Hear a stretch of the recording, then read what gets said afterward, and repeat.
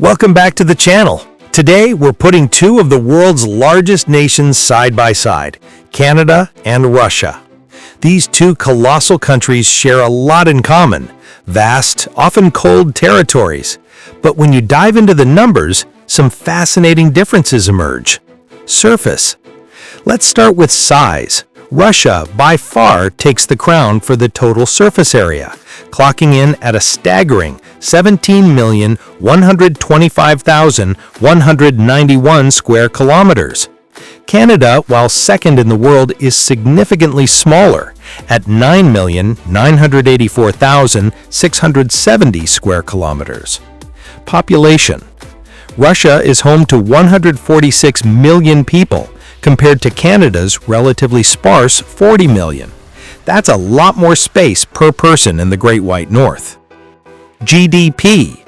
When we compare the GDP, the total value of goods and services produced, Canada has a slight edge, with $2.2 trillion versus Russia's $2.1 trillion. GDP per capita.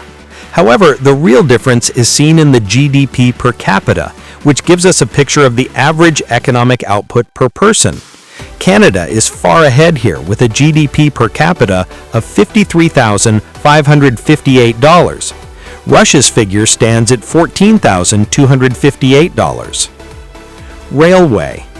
How did these nations connect their vast populations? Looking at their infrastructure, Russia has a longer railway network at 87,157 kilometers, just slightly ahead of Canada's 77,932 kilometers. Roadway.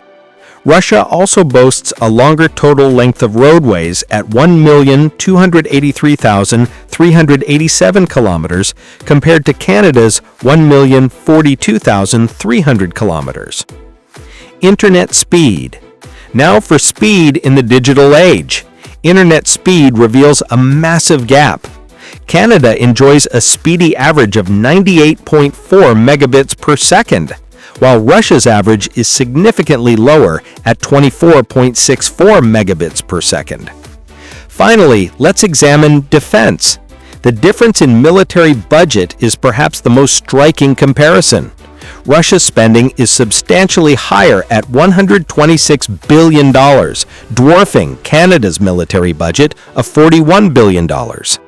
Summary. Russia is physically larger with more people and a higher military budget. Canada boasts a significantly higher GDP per capita and much faster internet speed.